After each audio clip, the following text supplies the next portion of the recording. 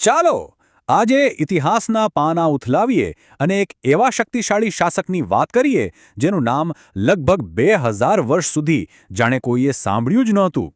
આ કહાણી છે મૌર્ય સમ્રાટ અશોકની, જેમણે એક સમયે લગભગ આખા ભારતીય ઉપમહાદ્વીપ પર રાજ કર્યું હતું. પણ અહીં એક મોટો સવાલ છે. આટલો મોટો સમ્રાટ, આટલું વિશાળ સામ્રાજ્ય એ ઇતિહાસમાંથી લગભગ ગાયબ કેવી રીતે થઈ ગયું? જાણે એમનું નામ ઇતિહાસના પુસ્તકોમાંથી કોઈએ ભૂંસી નાખ્યું હોય. આ એક એવું રહસ્ય હતું જે છેક 19મી સદીમાં ઉકેલાયું. તો ચાલો આજે એ જ સફર પર નીકળીએ. તો આ કહાણીની શરૂઆત થાય છે અશોકના એક એવા રૂપથી જે ભય અને મહત્વાકાંક્ષાનું બીજું નામ હતું. એ અશોક જેમને દુનિયા ચંડાશોક તરીકે ઓળખતી હતી. અશોક મૌર્ય સામ્રાજ્યના સ્થાપક ચંદ્રગુપ્ત મૌર્યના પૌત્ર હતા. એટલે શક્તિ અને સામ્રાજ્ય તો એમને વારસામાં જ મળ્યા હતા, અને એમણે પણ ગાદી સંભાળ્યા પછી એ જ પરંપરાને આગળ વધારી, તલવારના જોરે સામ્રાજ્યનો વિસ્તાર કરવાની. એ સમયે તેઓ પોતાના ગરમ મિજાજ અને ક્રૂરતા માટે એટલા કુખ્યાત હતા કે લોકો એમને ચંડાશોક કહેતા, એટલે કે પ્રચંડ, ભયાનક અશોક. કેટલાક જૂના ગ્રંથોમાં તો ત્યાં સુધી લખાયું છે કે એમણે અશોક નર્ક નામની એક ભયાનક યાતના આપવાની જગ્યા પણ બનાવી હતી. આ નામ જ એમના અત્યાચારોની કહાણી કહેવા માટે પૂરતું હતું. પણ પછી એક યુદ્ધ થયું. એક એવી ઘટના બની જેણે ઇતિહાસની અને અશોકના જીવનની દિશા હંમેશા માટે બદલી નાખી. એક એવી જીત મળી જેની ખુશી કરતાં વધારે પસ્તાવો હતો. જુઓ, રાજગાદી પર બેઠાના ફક્ત 8 જ વર્ષમાં અશોકે સામ્રાજ્યને ખૂબ વિસ્તાર્યું. હવે એમની નજર હતી કલિંગ પર, જે એક શક્તિશાળી અને સ્વતંત્ર રાજ્ય હતું. અને ઈસવીસન પૂર્વે 261માં આખા ભારતને એક કરવાની મહત્વાકાંક્ષા સાથે એમણે કલિંગ પર હુમલો કરી દીધો. કલિંગનું યુદ્ધ ઇતિહાસના સૌથી ભયાનક યુદ્ધોમાંનું એક ગણાય છે.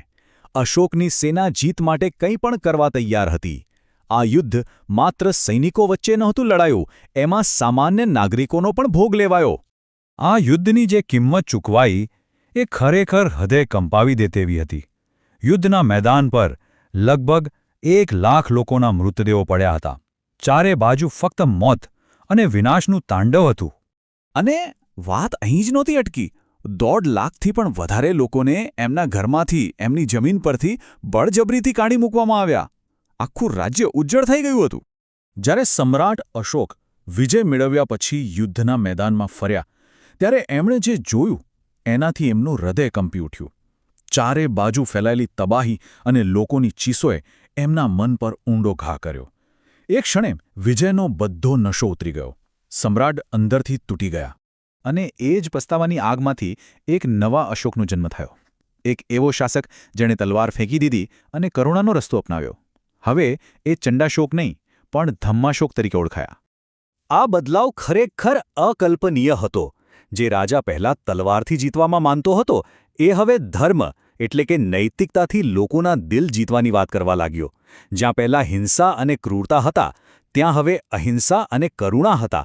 અને સામ્રાજ્ય વધારવાનું લક્ષ્ય હવે પ્રજાના કલ્યાણમાં બદલાઈ ગયું. તો આ ધમ્મ શું હતું?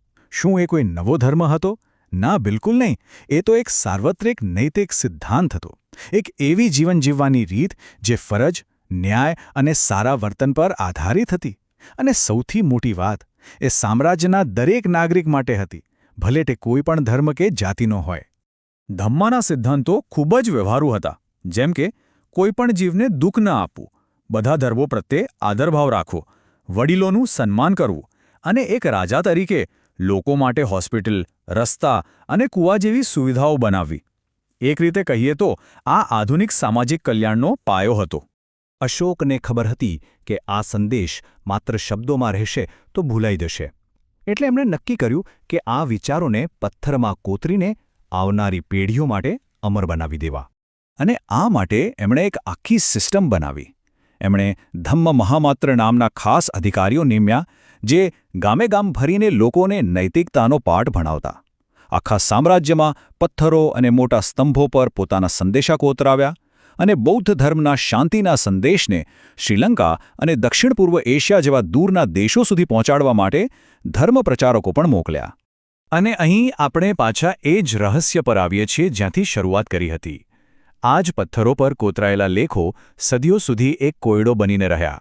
એની લિપિ, જેને બ્રાહ્મી કહેવાય છે, એ કોઈ વાંચી શકતું ન હતું.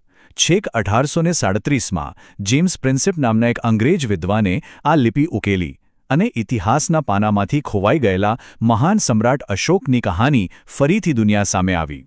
એમની એક જ જાહેરાત, બધા મનુષ્યો મારા સંતાનો છે, એમના આખા પરિવર્તનની ગાથા કહી જાય છે. એક શાસક જે પોતાની પ્રજાને પોતાના સંતાન તરીકે જુએ, એમના માટે પ્રજાનું કલ્યાણ જ સૌથી મોટી ફરજ બની જાય છે. તો છેલ્લે અશોકની આ કહાણી આપણને એક બહુ મોટો સવાલ પૂછે છે કે એક શક્તિશાળી નેતા માટે સત્તા અને જીતના લોભને છોડીને શાંતિ અને માનવતાનો રસ્તો પસંદ કરવા શું જરૂરી છે? આ સવાલ પર વિચારવા જેવું ખરું.